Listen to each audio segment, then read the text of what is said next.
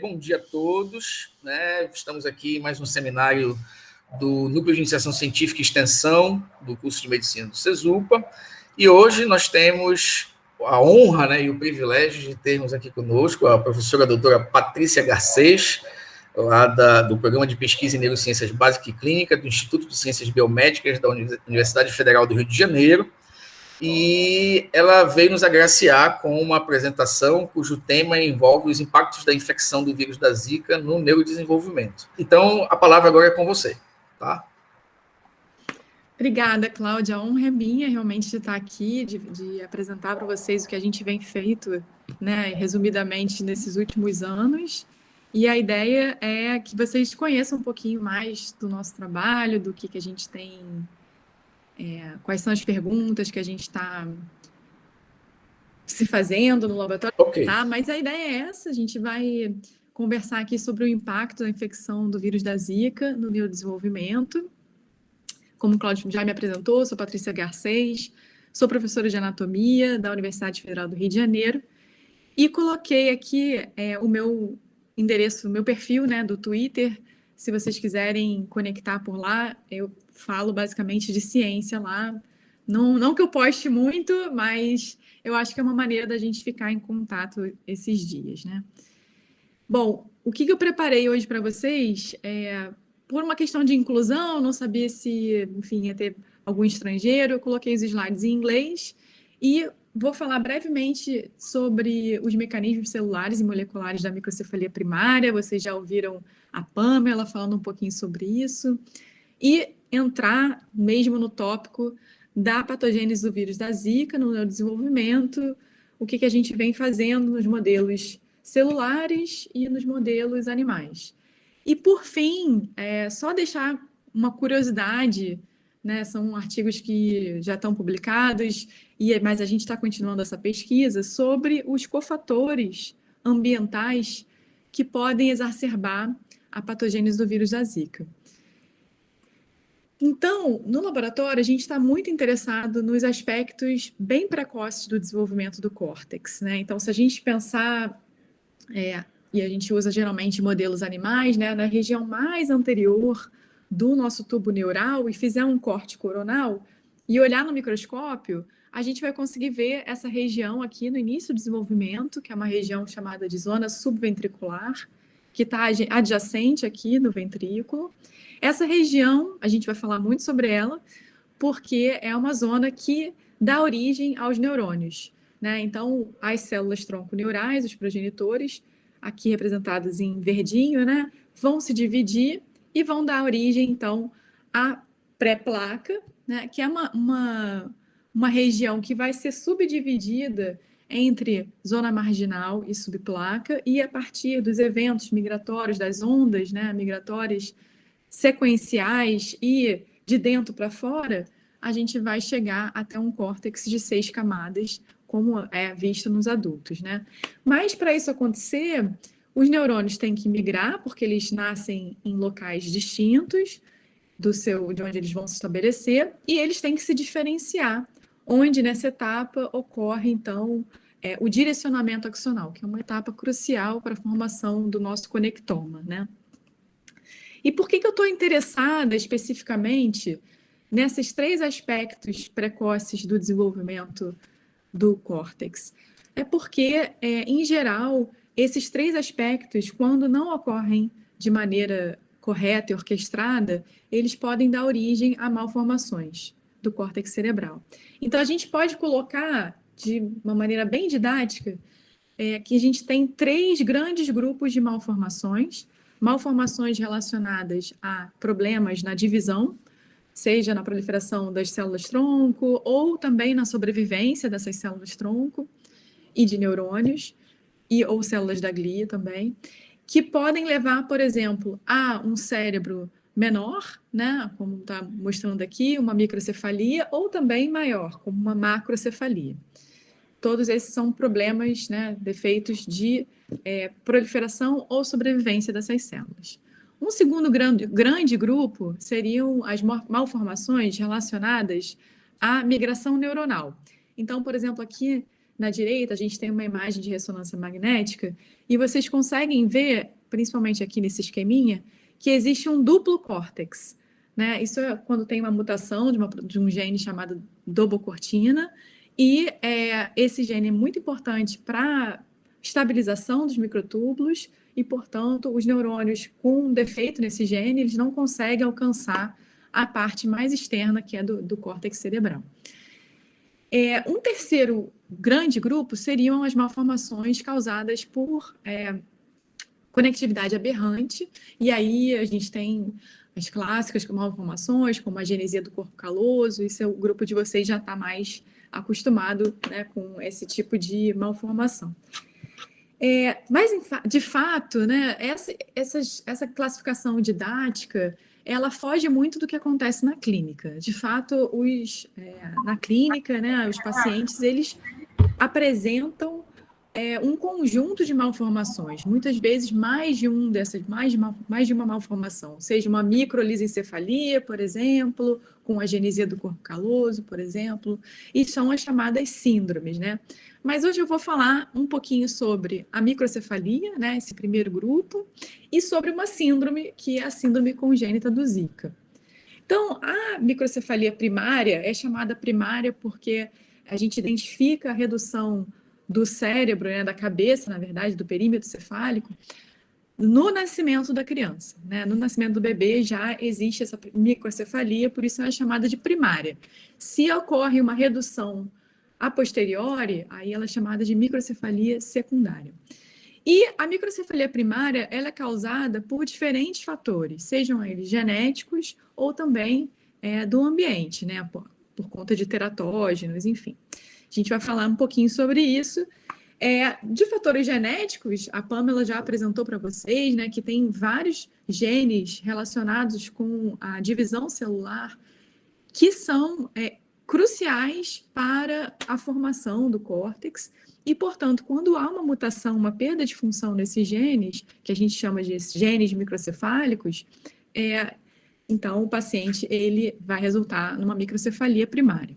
Então, eu trabalhei um pouco trabalhei 6 anos, né? Às vezes a gente fala um pouco, mas uma boa parte da minha carreira foi trabalhando com a microcefalia genética e, enfim, eu estudei muito o gene que vocês conheceram através da Pamela, que é o CNPJ, vi que não só ele é expresso aqui num corte coronal, uma hibridação in situ, mostrando o RNA mensageiro desse gene, né, do CNPJ, mostrando aqui, então, que ele está expresso na zona ventricular, aquela zona que eu ia falar bastante, né, que é onde moram os progenitores, as células-tronco. Então, como eu falei para vocês, eu me debrucei, né, no estudo do entendimento da função do CNPJ no desenvolvimento cortical, sendo que o CNPJ é um dos genes microcefálicos, né? E aí a gente estudou ele num contexto de proliferação, de migração e de extensão axônica, agora com a Pamela, né? Que foi o mestrado dela. Então, esse foi o que eu fiz, né, em termos de migração, de microcefalia genética. Mas, como eu falei para vocês, a microcefalia primária, ela também pode ser causada por fatores do meio ambiente, como, por exemplo, as infecções TORCH, né? Toxoplasmose, infecção pela rubéola, citomegalovírus, herpes, sífilis. E o interessante é que todos esses patógenos, eles atuam também, a raiz dessa microcefalia é a célula-tronco neural. Bom, e vocês lembram muito bem, né, que a gente teve uma explosão de casos de microcefalia primária em 2015, continuando em 2016, e que essa microcefalia estava associada aos sintomas do vírus da Zika nas mães durante a gravidez. O vírus da Zika, ele, na verdade, é um vírus, é um flavivírus, que codifica 10 proteínas, 3 estruturais, 7 não estruturais, e hoje em dia a gente até entende um pouco melhor, né, do que essas proteínas virais causam no desenvolvimento do cérebro, e de fato, né, o vírus da Zika era o principal suspeito, ele está presente na zona tropical, é carreado pelo Aedes aegypti e também pode ser transmitido sexualmente, né? E isso foi realmente um terror para os países do hemisfério norte, porque, claro, não afetava só a zona tropical, mas também poderia afetar eles, né? E aí a gente embarcou nessa grande pergunta, primeiro, né? Qual era o efeito do vírus da Zika? Primeiro, na proliferação e sobrevivência das células tronconeurais, né? Porque realmente a raiz da microcefalia na zona ventricular, é a célula tronconeural. E aí a gente foi expor essa célula tronconeural ao vírus da Zika, porque esse conhecimento da raiz da microcefalia vem, né, dos estudos em genética, dos estudos anteriores com os outros patógenos também, enfim. Para isso, a gente fez uma colaboração muito importante com o professor Steven Renha, que é de um laboratório que já produzia essas células tronconeurais a partir das IPS, né, das células pluripotentes induzidas, e eles fazem isso de uma maneira muito interessante, menos invasiva do que o normal, né? Eles coletam a urina dos pacientes ou indivíduos controle, e eles usam essas células epiteliais que saem mesmo na urina, né, para fazer um cultivo de células epiteliais e reprogramar essas células para, então, obter as células tronco induzidas, pluripotentes induzidas, as iPS, né? E, a partir dessas iPS, a gente poder diferenciar em célula tronco neural. E depois também fazer outros modelos, como os organoides, que eu vou falar mais à frente. Ao mesmo tempo, em paralelo, a gente fez uma colaboração muito importante com os virologistas, né? Então, um dos maiores virologistas que contribuiu muito para o nosso estudo, a gente fez colaboração com vários virologistas, mas o Amilcar, realmente, o laboratório dele, nos deu total apoio. Ele já tinha o vírus da Zika lá, o que foi muito fácil, né, para a gente já trabalhar com o vírus da Zika, pelo menos no primeiro momento, o vírus da Zika africano, né, que eu esqueci de falar para vocês, mas o Zika, como vocês sabem, tem uma linhagem africana e uma linhagem asiática. A asiática é a que está circulando, ou que circulou no Brasil, hoje em dia a gente vê menos, né, mas ainda circula. E o Amilcar já tinha isolado, já tinha esse vírus no laboratório dele, o vírus da Zika africano, e estava isolando naquele momento, né, o vírus da Zika asiático. E aqui foi a colaboração que a gente fez com os diversos virologistas, professora Ana Bispo, e com o João e a Janaína do Instituto Evandro Chagas, que foram muito importantes para todo esse trabalho que eu vou mostrar aqui de transcriptoma, são os bioinformatas maravilhosos. Então, a gente usou inicialmente o 766, que é o vírus africano, mas depois a gente usou o vírus brasileiro, né, da linhagem asiática. Então, a primeira coisa que a gente fez, e aí eu espero que vocês estejam vendo aqui as células tronconeurais em verde, e sim, a gente expôs, a gente expôs a célula tronconeural ao vírus da Zika. E aí vocês conseguem ver aqui numa marcação vermelha a marcação contra o anticorpo de flavivírus de envelope, que é o 4G2, que é bastante clássico, e a gente viu que havia uma colocalização, né, do vírus da Zika com a célula tronconeural. E até em concentrações bem baixas, né, a gente já tinha, então, uma colocalização específica com o vírus da Zika e as células SOX2, que são células progenitoras neurais. Quando a gente recolhia o sobrenadante dessa cultura em 2 dias e comparava com o sobrenadante em 3 dias, a gente fazendo um PCR quantitativo, a gente viu que realmente essas culturas não só estavam infectadas, mas elas também produziam o vírus. Depois a gente viu que esse vírus também era ativo por outros ensaios de plaque, por exemplo. Mas essa informação foi muito importante, né? Então, o vírus, ele infecta a célula tronconeural e ela realmente replica o RNA viral. Depois que a gente foi fazer testes funcionais para saber, por exemplo, no ensaio de proliferação, né, de neuroesferas, onde a gente tem uma cultura bidimensional, a princípio, de célula-tronco neural. A gente infecta ela e coloca ela no meio de diferenciação, de proliferação. O que acontece? Quando a gente corta essa neuroesfera, e é um ensaio super curtinho, de 3 dias, né? A gente consegue ver que nesse bolinho de célula, que é essa neuroesfera, a gente tem marcadores de célula-tronco neural, né? SOX2 positiva, nestina, marcadores astrocitários e marcadores neuronais. Então, essa célula-tronco neural, ela está dando origem aos subtipos celulares num ensaio bem rudimentar, mas assim, já dava para ver um papel, talvez, do Zika nesse primeiro momento, né, da diferenciação. E o que a gente viu, né, com o Rodrigo Madeiro, com microscopia eletrônica, foi que realmente o vírus da Zika, ele estava infectando, aqui são as partículas virais, essas células, né, aqui localizadas em estruturas dentro da célula, e ele causava uma destruição morfológica nessas neuroesferas. As neuroesferas bem formadas, né, ficam bem redondinhas. Após só 3 dias de exposição ao vírus da Zika, a gente já consegue ver que há muita célula morta, né, e a morfologia da neuroesfera muda completamente. Em 6 dias, vocês conseguem ver aqui que no pocinho MOC tem mais de 200 neuroesferas e no pocinho que foi exposto ao vírus da Zika não tem nenhuma. Então, realmente é um ensaio muito limpo, né?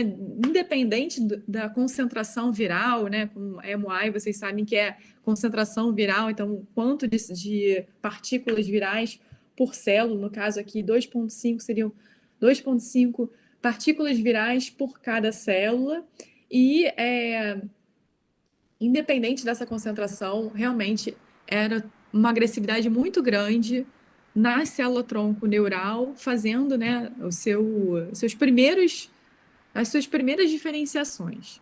Ela já destruía Patrícia, desde o início. nesse ponto aí, já que você abriu para a gente conversar no meio da sua apresentação, até aproveitar que a doutora Aline está aqui também, a Aline Belloni, se você voltar para o slide anterior, onde você mostra que, independente da concentração, você tem um impacto sobre as neuroesferas, né? Isso. E isso me lembrou um achado do modelo de Zika no Saimiri, que é interessante, que o impacto, a Aline pode até explicar melhor isso, o impacto sobre o desenvolvimento do sistema nervoso do feto, nos achados deles, foi dependente da carga viral materna. Tá? Então, sim, assim, obviamente que in vitro você encontrou um impacto forte, em diferentes concentrações, mas o sistema é fechado, né?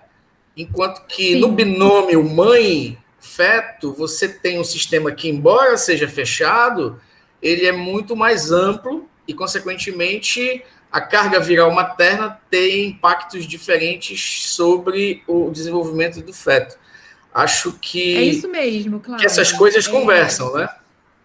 Sim, porque quando a gente pensa, né, numa transmissão vertical, que é o que acontece na síndrome congênita do vírus da Zika, né? Então, as mulheres que têm uma carga viral maior, elas têm mais chance de passarem, né, de transmitirem o Zika para os seus fetos, né? E o que é também importante dizer é que a mulher ela tem a capacidade de transmitir verticalmente esse vírus durante os 3 trimestres. Porém, os efeitos do primeiro trimestre, a infecção do primeiro trimestre, realmente tem impactos muito maiores na formação do cérebro, né? Isso muito por conta do que está acontecendo na ontogênese do desenvolvimento desse cérebro, porque a gente tem uma quantidade muito maior de célula-tronco nesse início, né? Que é a célula-alvo do Zika. Então, isso influencia também. Aqui a gente está colocando o vilão na cara do gol, né? A gente está colocando o vírus da Zika na célula predileta dele, que é a célula-tronco neural, e vendo que, assim, o efeito ele é muito forte. Se a gente tinha que diluir mais e mais. A gente consegue ver aqui uma pequena curva de dose-resposta, mas realmente não há diferença significativa, porque realmente nesse estágio de 6 dias já não tem mais nada, né? Só para complementar o que tu está falando e o que o Cláudio falou, quando nós fizemos o experimento aqui, que nós fizemos com primata, né, com o Saimiri, nós vimos que o animal que tinha as maiores alterações, que o filhote que tinha as maiores alterações, era porque, na verdade, não só a carga viral da mãe era maior, mas ela teve uma persistência viral, né? A gente conseguiu fazer o isolamento viral por PCR até 21 dias, né? E aí a gente viu que essa persistência viral, ela retroalimentava, né? E aí isso causou mais danos ao filhote, né? Ao filhote que teve as maiores alterações e que veio a óbito naturalmente. Eu tinha esquecido do dado relativo ao ciclo viral, né? Que no modelo primata, Patrícia, é interessante como os dados deles mostram uma similaridade com aquilo que acontece com o humano, né? O ciclo de permanência do vírus na mãe segue um tempo específico, né? Mas, como disse a Aline, existe uma permanência, em alguns casos, maior do que em outros, né, dessa carga viral materna, o que certamente impacta sobre quanto de vírus chega no feto, né? E também, no caso deles, no caso do modelo, o primeiro trimestre foi aquele em que os fetos e os nascituros foram mostraram maiores efeitos, né? Então, assim, é importante a gente pontuar isso nesse momento, porque está havendo um casamento muito interessante sobre esses dados. Isso, eu acho que o parâmetro persistência viral e carga viral, eles vão muito de mãos dadas, né? Eles estão muito linkados, porque é uma coisa que eu vou discutir no final, que alguns cofatores estão relacionados à capacidade da transmissão vertical. E um dos grandes cofatores é a imunossupressão. Então, se a mãe tem um ambiente mais imunocomprometido, certamente o vírus vai persistir mais tempo e, por conseguinte, né, a carga viral vai estar mais alterada, mais alta, né? Enfim, a gente pode falar um pouquinho sobre isso no final, que eu vou mostrar uns dados de cofatores, se der tempo.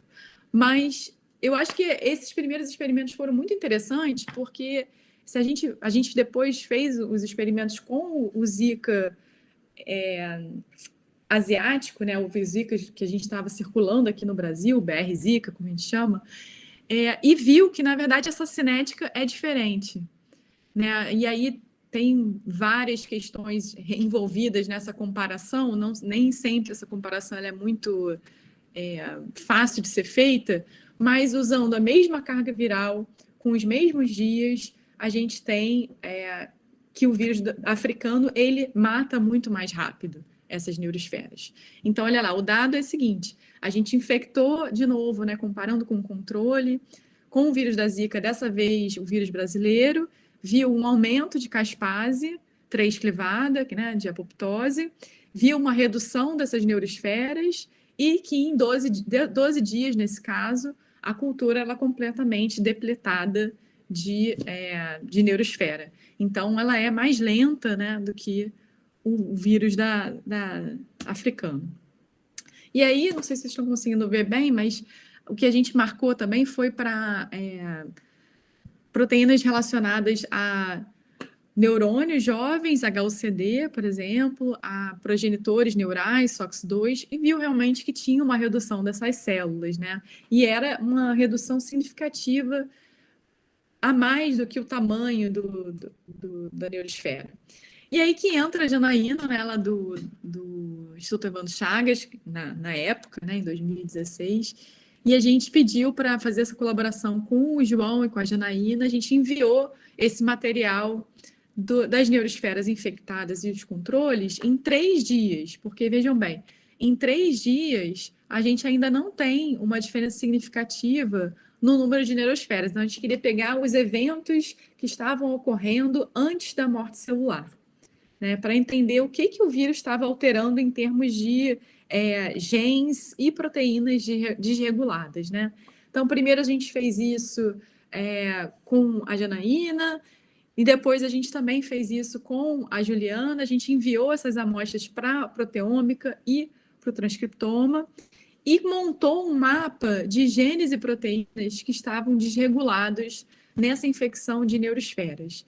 E aqui, só para guiar um pouco vocês, as proteínas estão representadas aqui como essas bolas, e os genes, os losangos. A gente só representou algumas proteínas e genes chaves, né, nesse interactoma, mas a gente teve mais de 500 genes e proteínas desregulados, significativamente desregulados na infecção do Zika. Em vermelho são genes e proteínas suprarregulados e em verde os subregulados, tá? E aí o que a gente viu foi que, como era de se esperar, isso foi muito bom confirmar, que a gente tem um conjunto de proteínas que estão suprarregulados relacionados à infecção viral. Então, isso é muito... um alívio, né? Quando a gente faz esses omas, é sempre bom ter uns controles positivos internos, né? E também, o que era de se esperar, que essa infecção viral, ela causava um dano de DNA e uma instabilidade cromossômica. Então, a gente tinha também proteínas relacionadas a esse processo celular, né? Mas a grande parte dos genes e proteínas que estavam desregulados estavam relacionados a resto do ciclo celular, né? Então, ciclinas estavam desreguladas, enfim, a gente viu uma gama de genes e proteínas que são cruciais para o ciclo celular, que é a função primária dessas células tronconeurais. Elas estão ali, né, naquele primeiro momento, fazendo um ciclo neurogênico e, num segundo momento, gerando as células da glia. Então, nesse primeiro momento, a maior parte das células geradas seriam, então, os neurônios, né? E o programa neurogênico estava subregulado. Então, esse arresto do ciclo celular causava, né? Estava muito provavelmente causando essa subregulação de genes que são chamados reguladores mestre da neurogênese, que realmente ativam um programa de identidade neuronal para essas células. Então, a gente tem aqui o gene, né, NeuroD1, que é muito importante, né, para realmente ativar um pacote de genes, outros genes que vão conferir essa identidade, às vezes, de subtipos neuronais, que é o caso aqui do SATB2. O SATB2, acho que vocês lembram talvez desse nome, da palestra da Pamela, é um fator de transcrição que é crucial para a diferenciação dos neurônios calosos, né? Então, o SATB2 está desregulado, o que era de se esperar quando a gente tem um arresto do ciclo celular das células-tronco. E aí a gente conferiu se realmente, que é sempre bom, importante validar os transcriptomas, os proteomas, e a gente viu por imunohistoquímica, por Western blot, que esses alvos estavam desregulados, como as nossas listas estavam indicando.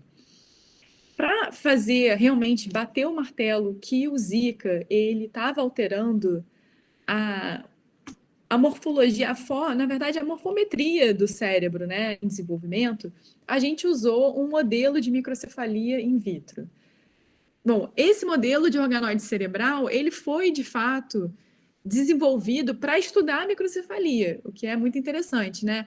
Em 2013, que na verdade, a gente tem uma carência, quem trabalha com microcefalia tem uma carência de modelos animais para microcefalia, porque o camundongo, ele não é exatamente o melhor modelo, apesar dele ter, sim, por exemplo, aqui uma vista superior, né, de um cérebro de camundongo selvagem comparado com um nocaute de gene microcefálico.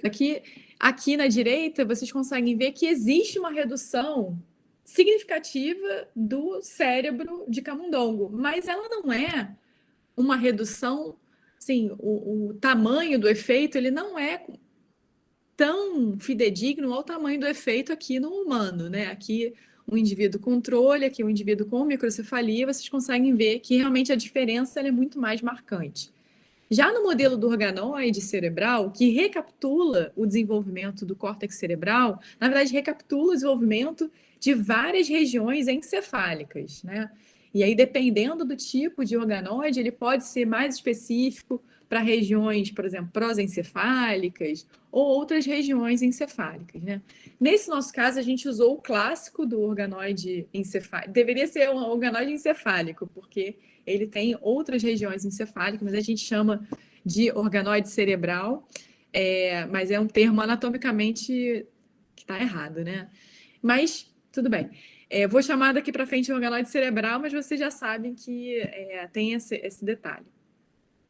Que esses organoides, por exemplo, o controle, eles recapitulam muito bem o que está acontecendo, o tamanho do efeito da microcefalia, né? Então, aqui na direita foi feita com as células tronco pluripotentes de pacientes com microcefalia genética, e aí vocês conseguem ver a zona ventricular, aquela zona que eu ia destacar sempre, que é a zona onde tem os progenitores, aqui em verde, e aqui está em rosa, vocês conseguem ver isso aqui, e essa zona ventricular, ela está reduzida, aliás, todo o organoide, né, está reduzido em comparação ao controle.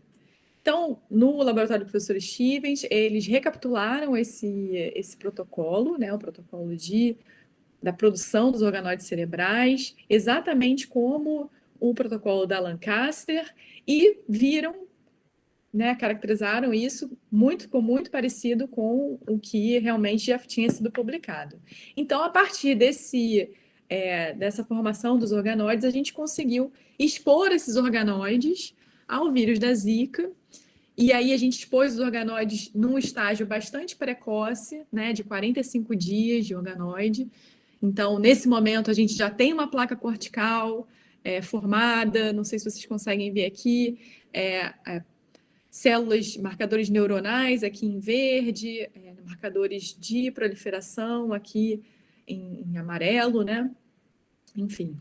Então, aí a gente expôs esse organoide que já tem uma placa cortical, que já está em fase de neurogênese, né, ao vírus da Zika, e a gente viu algo muito parecido com as neuroesferas. A gente viu que a área desse organoide era reduzida em 40%, a gente viu muita morte celular.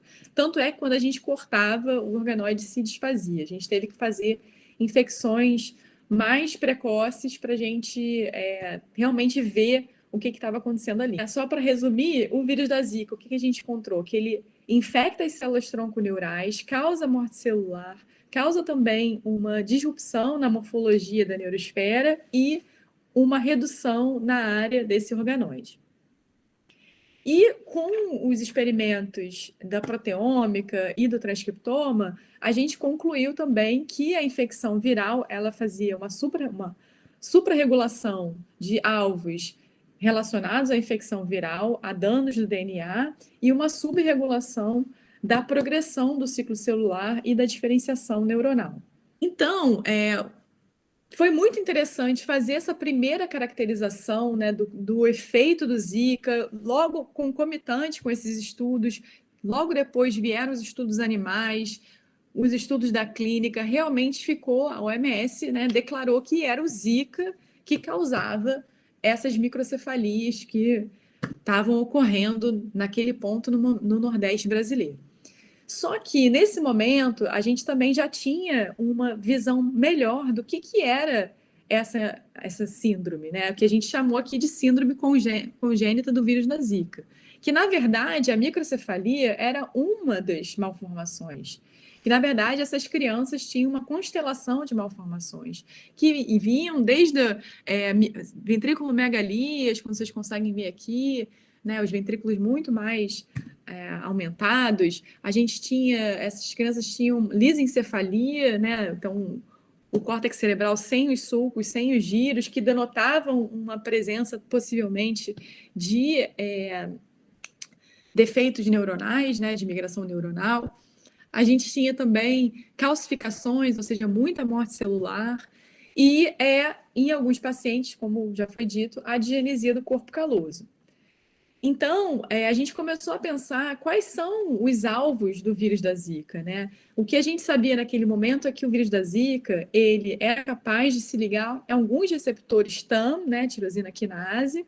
Tinha também outros receptores possíveis, porque quando foi feito o nocaute desses receptores TAM, o vírus da Zika ainda entrava nas células, né? Então, realmente, o vírus da Zika ele se adaptou de uma forma que ele conseguiu infectar diferentes células-alvos, desde células epiteliais, as células da placenta, as células de vaso sanguíneo e, principalmente, as células tronco-neurais. Então, o AXL foi o receptor que ficou assim, mais conhecido, é um receptor tirosina quinase, que está expresso no córtex cerebral, na zona ventricular, né, onde tem essas células progenitoras, mas também o AXL ele está presente não só na zona ventricular, está presente numa zona que é a zona subventricular externa, que é essa outer subventricular zone aqui, e em células endoteliais que estão formando aqui os vasos durante o desenvolvimento. Tá? Isso aqui são fatias humanas, né, que foram publicadas com um anticorpo para SATP2, para neurônio caloso, para SOX2, que é esse fator de transcrição importante, marcador de célula-tronco neural, e o AXL, né, que seria um dos receptores do vírus da Zika, presentes, então, nessas regiões, né? É interessante porque os vasos sanguíneos, eles estão sendo formados ao mesmo tempo que os neurônios estão se formando, as conexões estão se formando. Então, a gente vê aqui, né, um corte coronal do cérebro e em verde um marcador de vaso, uma isolectina que marca bem os vasos, e a gente tem aqui dois plexos, o plexo pial e um plexo subventricular, né? E depois esses plexos eles vão se ramificar. E nesse momento a gente pensou, vamos estudar a infecção do vírus da Zika na formação dos vasos sanguíneos, né? Porque os vasos sanguíneos também expressam AXL e isso era importante de se entender, né? Agora, a gente não consegue estudar os vasos sanguíneos em organoides cerebrais. Então, os organoides cerebrais humanos são realmente uma ferramenta incrível para se estudar o desenvolvimento do cérebro. Porém, tem algumas limitações, né? E para isso a gente teve que usar modelos de infecções animais, né? Como, por exemplo, o camundongo, que é o nosso modelo mais recorrente lá do laboratório. Então, ao mesmo tempo, saíram esses 3 trabalhos, né? Inclusive um do grupo de São Paulo, fantástico, na Nature, que mostrou que sim, né, o vírus ele é transmitido verticalmente em algumas linhagens de camundongo, então não são todas, né, que em geral a linhagem de camundongo mais bem aceita, né, são as linhagens que têm algum comprometimento na via do interferon, porque a via do interferon ela é capaz no camundongo, né, de ser suprarregulada na infecção e baixar a carga viral. E, portanto, o camundongo não transmite bem, o camundongo selvagem não transmite bem o vírus para o seu feto, né, para os seus fetos.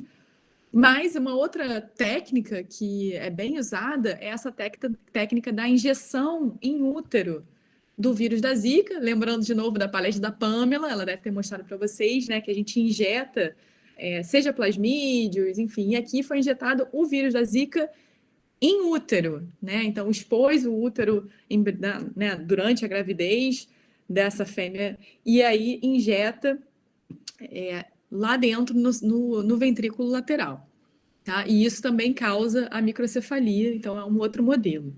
A gente escolheu esse modelo do nocaute de interferon, no caso aqui a gente usou um interferon gama, e a gente fez a infecção tanto intraperitoneal quanto intravenosa, com resultados muito parecidos do Zika brasileiro, e sim, a gente teve uma redução da placa cortical, né, quando a gente analisava o vírus, o animal infectado com o vírus da Zika no 12º dia embrionário, que é pico de neurogênese, comparado, por exemplo, com o que foi o MOC, né, que não tinha vírus. E aí a gente conseguiu ver que o vírus da Zika ele era encontrado não só em tecidos maternos, mas também em tecidos embrionários, no caso aqui, pós-natais 2, dessa prole, né? Então, realmente, ele foi transmitido verticalmente.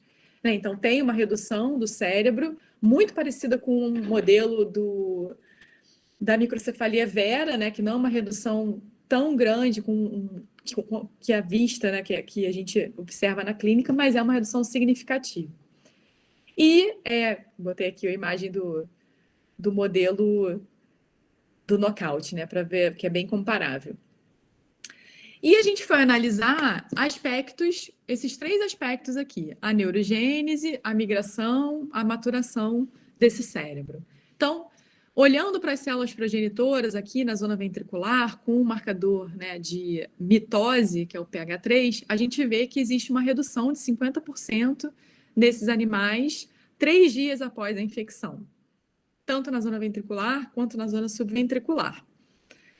Olhando para marcadores de células tronco neurais, também isso é corroborado, né? Essa zona ela é menor e os neurônios que são gerados nesse momento em E12 são esses aqui, CTIP2 positivos, e eles também estão reduzidos. A gente foi analisar os vasos, né? Que era o que a gente estava se perguntando naquele momento, e viu que sim, né? Com um marcador de isolectina 4, que marca os vasos, a gente pôde colocalizar os vasos com o vírus da Zika, né? Mostrando aqui que esses vasos estavam infectados, tanto no cérebro embrionário quanto na placenta, tá? Então, esses vasos também estão aqui, né? Também estão infectados nas placentas desses animais. A gente foi olhar para a quantificação do número de vasos. O número de vasos não mudou, mas a ramificação desses vasos, os vasos estavam menos ramificados. E aí a gente fez uma colaboração com a Helen, que é uma colega minha que trabalha agora no Royal Veterinary College. Eu conheci ela em Oxford e foi uma parceria muito bacana, porque a Helen é especialista nesse tipo de quantificação, né, da morfometria dos vasos, e ela viu que na zona ventricular esses vasos também estão reduzidos. Isso é muito importante, porque naquele momento a gente não sabia se era um problema de morte celular, de proliferação, de diferenciação. Mas também fazendo colaborações com muitas pessoas de vasos, como a professora Joyce, lá na FRJ, a gente viu que corroborou esse dado da Helen, né, que realmente na zona ventricular tinha menos vasos. Mas isso era um atraso, na verdade. Quando a gente olhava num estágio de desenvolvimento posterior, o número de vasos ele continuava o mesmo e o número de ramificações também. Então, era só realmente um atraso na diferenciação desses vasos. O que a Joyce fez foi uma mini proteômica, né, com um painel de proteínas para ver quais são as proteínas que estão desreguladas, e aí ela viu que ela conseguiu ver algumas proteínas chaves, né, VEGF, que estavam desreguladas nesse processo da infecção do vírus da Zika. Então, como a angiogênese ela é muito importante para neurogênese, existe, né, um feedback ali, tanto a neurogênese ela impacta na angiogênese, quanto a angiogênese impacta na neurogênese, então todos esses sinais ali na zona ventricular são importantes. Então, nossa hipótese de trabalho é que o vírus da Zika ele está atuando diretamente nas células tronco-neurais, porém, ele também atua na angiogênese. Então, essa combinação de fatores gera a microcefalia que a gente vê, né, nos nossos modelos. Depois a gente foi ver que não só a infecção, obviamente, causa uma morte celular em alguns, né, no caso do in vitro, né, em vivo a coisa é completamente diferente. Então, o que a gente vê primeiro foi uma explosão de células de microglia. Então, em 5 dias após a infecção, né, fazendo essa infecção direta do vírus da Zika, a gente consegue ver que tem muitas células de microglia no córtex infectado. E só depois é que a gente tem realmente um aumento muito significativo de, aqui mostrando a carga viral, né, mas de caspase, de apoptose nesse córtex cerebral. Então, o que a gente acha, né, que a gente imagina, nossa hipótese é a seguinte, que a inflamação é a que está contribuindo massivamente para essa morte celular nos neurônios, porque o neurônio ele não é a célula-alvo do vírus da Zika. O neurônio, ele, na verdade, está atuando na célula progenitora. Porém, esse ambiente inflamatório está causando essa microgliose e a massiva morte celular dos neurônios, portanto, possivelmente desorganizando esse córtex. E é isso que a gente foi ver. Então, no Cresil, né, após 11 dias, num animal, uma infecção tardia, a gente não queria ver problemas de neurogênese, a gente só queria ver como que a infecção do vírus da Zika desorganiza o córtex. E, de fato, né, a gente consegue ver aqui nas imagens, em B, um córtex muito menor, o hipocampo aqui completamente destruído. Vocês conseguem ver que CA3 está bem acometido, o próprio giro denteado bastante acometido, bem reduzido. Isso foi uma histologia básica que a gente fez. Depois a gente fez outros ensaios com imunohistoquímica, né, aqui com a Jéssica, no hipocampo, no giro denteado.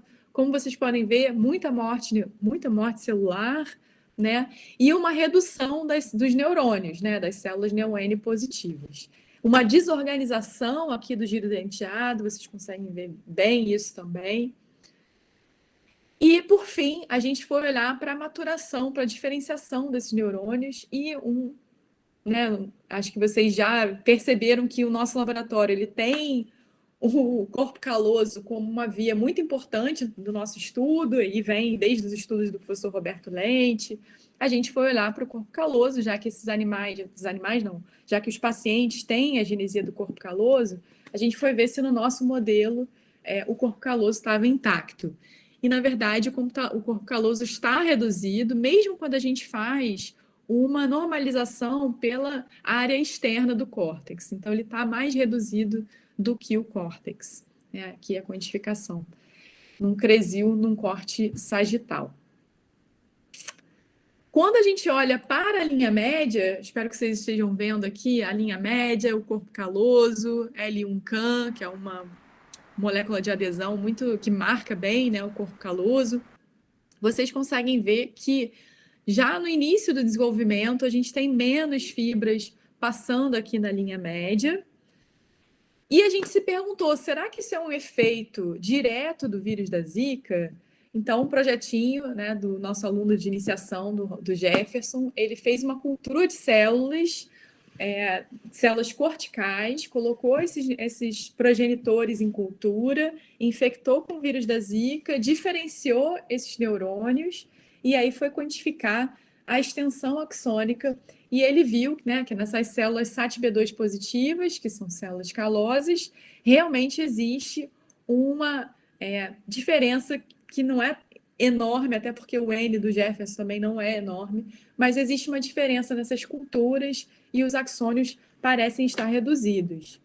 E o que a Raíssa fez no doutorado dela foi fazer muitas marcações para o corpo caloso, e ela viu que sim, né, aqui nessa região da linha média, a gente tem populações gliais que são importantes para a expressão de moléculas direcionadoras, para a condução, a navegação mesmo desses axônios na linha média.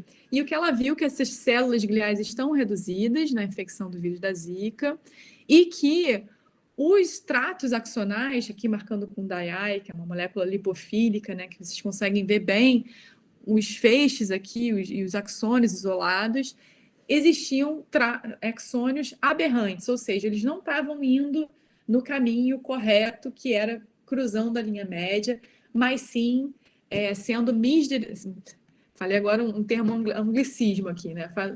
Não estavam sendo direcionados corretamente, né?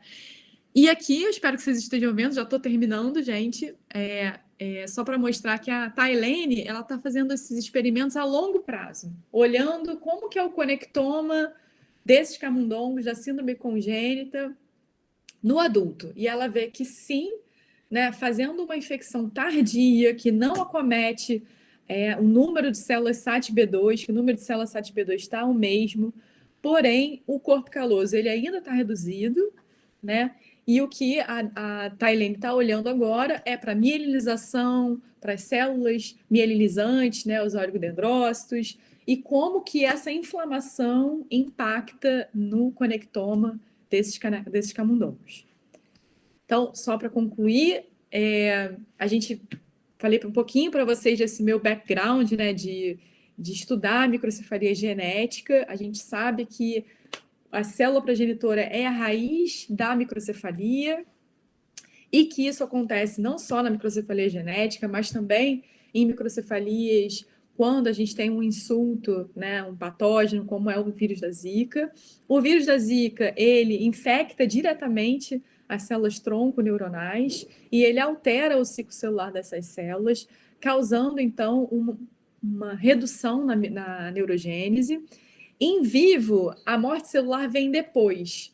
O que a gente vê é que essa redução da neurogênese também causa, obviamente, tem seu impacto na microcefalia, mas existe um impacto indireto, que é uma microgliose e uma morte celular maciça desses neurônios na placa cortical. E não só o vírus ataca as células progenitoras neurais, mas também as células endoteliais. E agora a gente vai ver como que isso impacta o conectoma. Não vai dar tempo, mas eu posso continuar na discussão, só para mostrar para vocês que o vírus da Zika, ele é de fato o patógeno que passa a barreira placentária e é, né, atraído para o sistema nervoso central em desenvolvimento e infecta muito bem as células tronco neurais, causando a microcefalia. Porém, é interessante mostrar que o mapa da distribuição da microcefalia, ele é muito diferente, ele é muito diverso do mapa da distribuição do vírus da Zika, e certamente existem regiões do país que saíram ilesas, né, desse surto do vírus da Zika, né? Então, isso quer dizer que a transmissão vertical, a taxa de transmissão vertical, ela não é a mesma para os pacientes. Ela realmente tem mulheres que têm mais capacidade de transmitir verticalmente o vírus da Zika do que outras.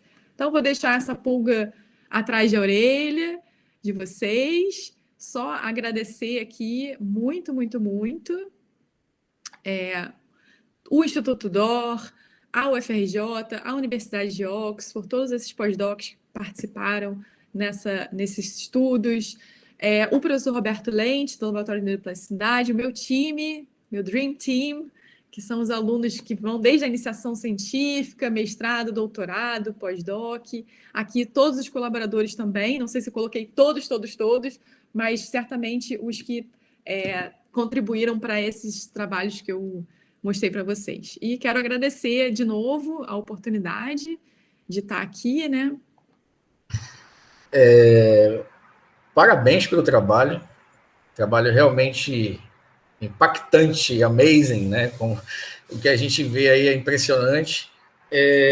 Quando eu estou pensando muito no binômio, estou pensando no modelo primata e estou pensando no binômio mãe e filho, né? Mãe-feto. Porque quando a gente fala de malformação congênita, a gente fala normalmente de condições que são basicamente genéticas, né? E na patologia, né? Quando a gente usa o termo malformação congênita, a gente está falando de aspectos genéticos que alteram o neurodesenvolvimento. Que altera o desenvolvimento, pode ser neural ou não. Mas também existem aspectos de malformação que são devidos a condições mecânicas, né? Existem as pressões que podem ser feitas por tumores uterinos, etc., né? Que fogem daquilo que a gente está discutindo. Então, quando a gente pensa no binômio mãe e filho, a gente pensa sobre outros aspectos que podem contribuir para a microcefalia, ou essa perturbação, né, dessas conexões, como, por exemplo, a hipertensão materna.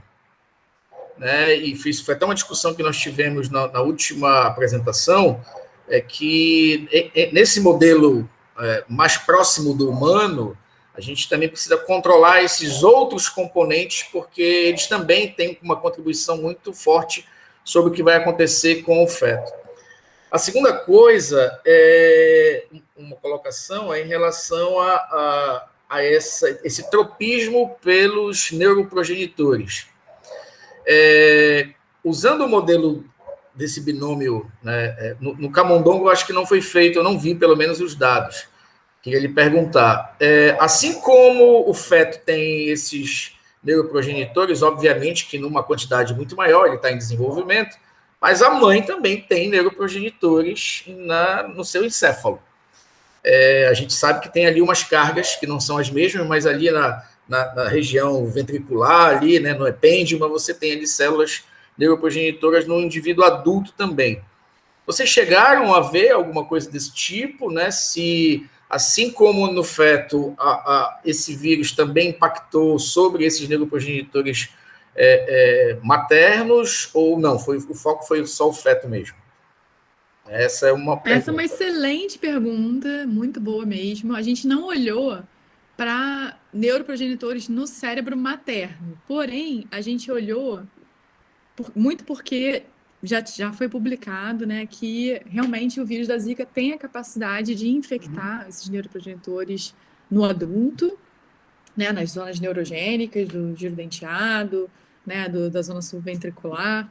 E a gente pensou, ótimo, mas como que a gente contribuiu para essa literatura? A gente fez um estudo da formação do nicho neurogênico que vai ser o nicho neurogênico no adulto.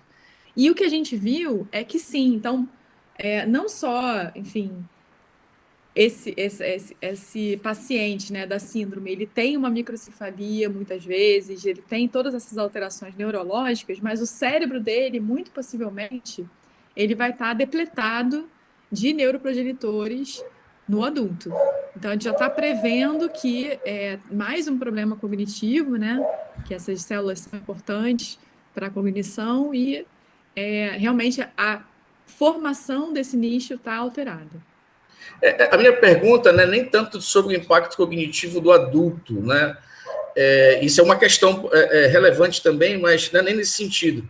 É porque o eixo hipotálamo-hipófise adrenal, que tem muito a ver com hipertensão, ele é equilibrado pela ação amígdala-hipocampo, né? A amígdala está ali, vai lá, produz cortisol, produz catecolaminas e faz essa pressão aumentar. Enquanto que o hipocampo está lá no hipotálamo dizendo, não, calma, vamos com calma que não é assim. Né? E a gente sabe que, em condições em que esse hipocampo está fragilizado,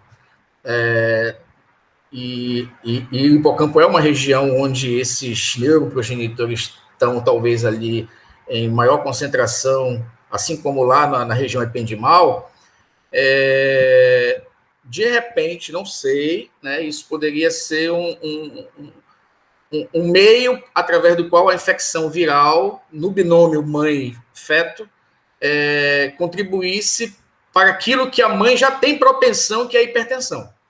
Tá? Eu só estou querendo pontuar isso, porque eu acho muito relevante que nós consigamos separar os componentes que impactam sobre esse efeito. Existe o impacto viral, claramente, os seus dados não deixam dúvida em relação a isso. Agora, a variabilidade nos casos humanos nos obriga a olhar para esses outros componentes. Até porque, por exemplo, quando a gente tem esse eixo, que é o eixo do estresse, né, mais ativado do que o normal, nós estamos mexendo ali com o sistema neuroendócrino imunológico e você falou de interferon, né? Até pouco tempo atrás, existiu uma celeuma na literatura sobre se o interferon alfa ou interferon beta eles tinham impacto maior ou menor sobre o neurodesenvolvimento. Alguns trabalhos mostraram que sim, alguns trabalhos mostraram que não, fizeram algumas revisões sistemáticas, com meta-análise, acabaram concluindo que não, mas a celeuma ainda continua, né? E você falou aí que o interferon pareceu ser um fator protetivo, né, contra esse aspecto. Então, isso me faz imaginar que, de repente, o impacto maior ou menor sobre o sistema nervoso da mãe, influenciando esses aspectos neuroendócrino-imunológicos, pode ser um componente que explica por que em situações onde o interferon está menos impactado, você tem uma proteção maior, e onde o interferon está menos impactado, você tem um prejuízo maior, porque certamente esse interferon protetor é muito mais materno do que do feto. Né? Então, era isso que eu ia falar. Então, só queria pontuar exato. isso, que, na verdade, o interferon materno, ele é Exato. protetor. Na verdade, o fetal, não. O que a gente vê é o contrário, né? O fetal é muito pouco, né? Porque eu estou pensando nos dados do modelo primata das meninas que estão aqui, elas podem falar sobre isso melhor do que eu, quando elas falam da persistência da carga viral, né, em alguns casos, consequentemente, a carga viral também é elevada por conta dessa persistência, como você mesmo citou, um pouco que casam com essa talvez... Será que a persistência maior, nesses casos de persistência maior, é onde eu tenho esses eixos mais impactados e, consequentemente, essa proteção neuroinflamatória, né, prejudicada, e isso leve a uma liberdade maior do vírus na sua ação deletéria? É uma possibilidade, né, nessa ideia de isolamento de componentes. Né? Sim, é uma possibilidade muito interessante. Eu vou descarregar logo aqui as minhas dúvidas, que eu acho que depois as meninas vão entrar e falar algumas coisas.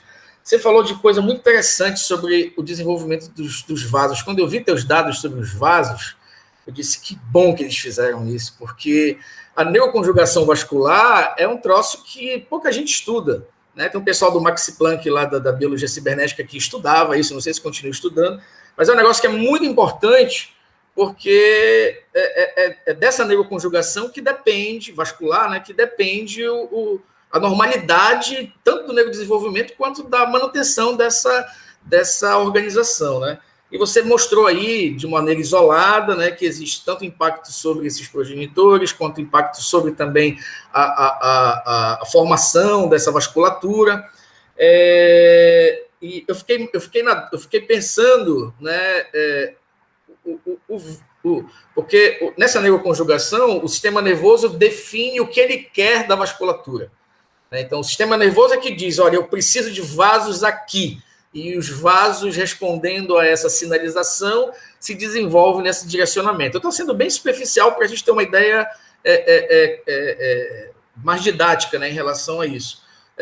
Assim como os vasos dizem, olha, eu preciso de mais... Os neurônios dizem, eu preciso de mais sangue aqui, mais sangue acolá, eles também fazem esse tipo de orquestração desse desenvolvimento vascular, né, que é o que a gente chama de neuroconjugação vascular.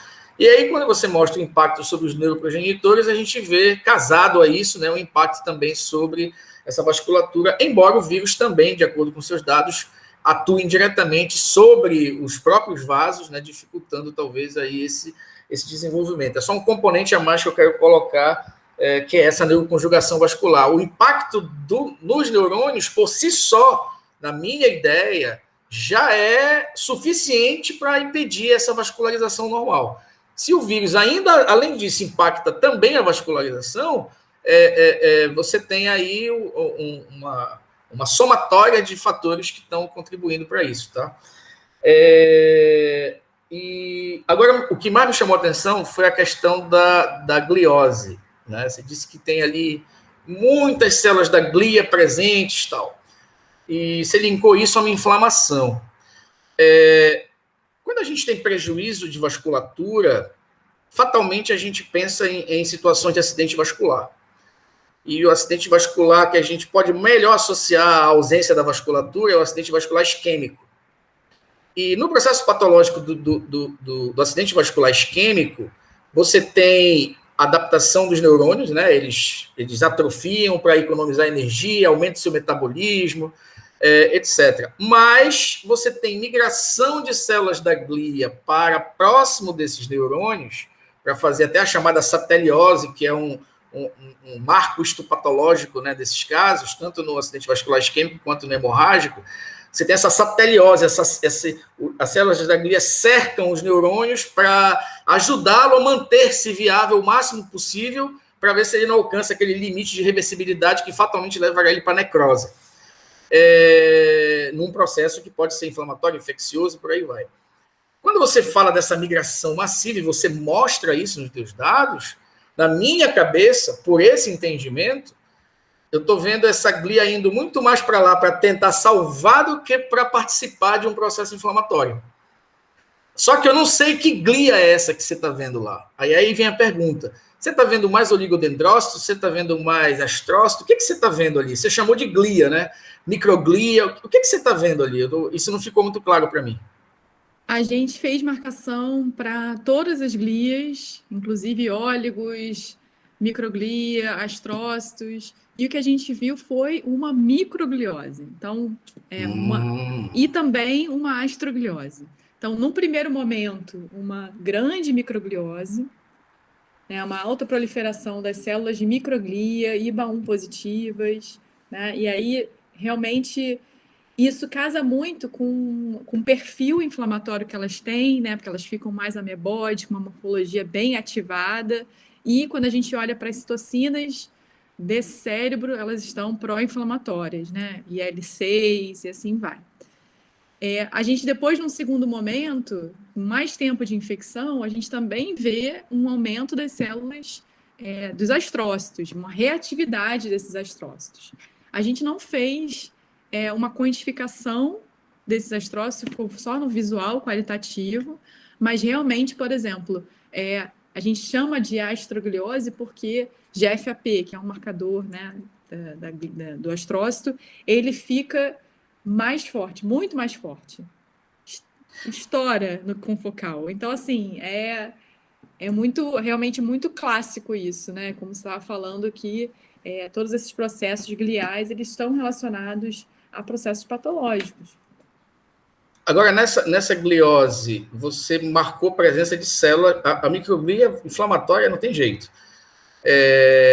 Mas você chegou a marcar a fibrose propriamente dita ou apenas a presença das células? Porque quando a gente fala de gliose, na patologia, gliose é um termo que é usado para deposição de fibras colagenosas, que vão substituir o tecido perdido por algo que é uma cicatriz. Né? Inclusive, podem gerar pontos epileptogênicos e por aí vai. Focos, né, epileptogênicos. Quando você fala de gliose, você está falando apenas da presença das células, ou você também viu uma substituição de tecido, uma cicatrização ali presente? Não, a gente não viu uma cicatrização presente, a gente não viu a longo prazo como que isso iria, né, afetar ali o córtex, se realmente ia ter um depósito maior de células de matriz celular. 4 dias suficiente, viu? Então, mas a gente não investigou isso é interessante. Mas, de fato, havia uma microgliose, né, uma proliferação das células de microglia, isso a gente quantificou, e dos astrócitos também. Mas uma sugestão importante. E para terminar a minha colocação, esses dados do teu aluno de ser curioso agora para saber, naqueles remanescentes que ainda permanecem e conseguem fazer conexões, será que são mais os homotópicos ou os heterotópicos que são afetados? Que a distribuição dessas conexões, elas estão muito ligadas às funções que são desempenhadas, né? E isso certamente tem um reflexo sobre a clínica do paciente. A gente vê aqueles que sobrevivem, né? A gente vê impactos cognitivos clínicos, melhor dizendo, que são diferentes do ponto de vista cognitivo, né? E talvez isso tenha um pouco a ver para uma investigação mais futura. Né? E é bem interessante porque a gente usou o modelo primata, né? E a gente pôde realmente ver o quanto era próximo, né? Era similar ao que acontecia com o humano, tanto na parte da sorologia, na parte a gente viu, como eu falei antes, a persistência viral, as alterações, né? Porque eu trabalhei com a parte de imagem, né? A gente fez em alguns filhotes, porque a gente não pôde fazer em todos, tomografia, né? E aí a gente viu as alterações que eram maiores, né? Tanto a parte da imagem, que a gente também fez um acompanhamento ultrassonográfico dessas grávidas em todo o período gestacional. Aí a gente infectou em 3 tempos, né? O primeiro, o segundo e o terceiro terço gestacional. E aí a gente viu que 75% dos animais do primeiro terço gestacional era que tinham as alterações. Então, eu acho que é interessante também analisar esses outros animais que não tiveram essas malformações grosseiras, sabe? Mas que possivelmente eles estão com algum tipo de disfunção ou malformação no conectoma. Então, isso pode acontecer, né? O que a gente às vezes não identifica grosseiramente, seja na microcefalia, eles podem, e muitas dessas crianças não têm microcefalia, né? Óbvio que a microcefalia é a característica mais marcante, mas algumas não têm e apresentam sintomas, como, por exemplo, convulsões, né? E não tem microcefalia, mas a mãe foi infectada no período gestacional. Então, talvez possam haver também alterações nessa coorte de animais, verdade, né, que vocês estão dizendo que é a minoritária, mas ou que, né, do segundo e do terceiro terço. Isso. Na verdade, nesse animal de pesquisa, o primata a gente utilizou um número reduzido, né? Até porque a gente precisa usar um número reduzido, não dá para a gente usar um N que nem em camundongo, né? E assim, nesse animal que a gente viu que não tinha alterações visíveis, né? Que a gente pudesse ver tanto no ultrassom como na tom, nós vimos que a mãe, ela fez rapidamente uma resposta imunológica, né? No segundo dia ela já tinha resposta imunológica, então a gente associou isso também. Nos outros não, enquanto tiver uma persistência viral, uma resposta, né? Uma quantidade de vírus maior. Nesse animal não, ela logo fez uma resposta viral, que eu acho que isso pode ter, né, impedido aí essas alterações no filhote também. Que cai naquilo que a gente acabou de conversar, né? Sobre o dado que a Patrícia falou sobre a questão do interferon. Ok, então eu acho que eu posso encerrar, né? Para não tomar mais o tempo de ninguém. Quero agradecer a presença de vocês. Quero agradecer muito, Patrícia, pelo seu tempo, pela sua disponibilidade, pela sua simpatia, sua gentileza. Então, aqui nós encerramos esse quarto seminário, né, da série de seminários do Núcleo de Iniciação Científica e Extensão do curso de Medicina do CESUPA.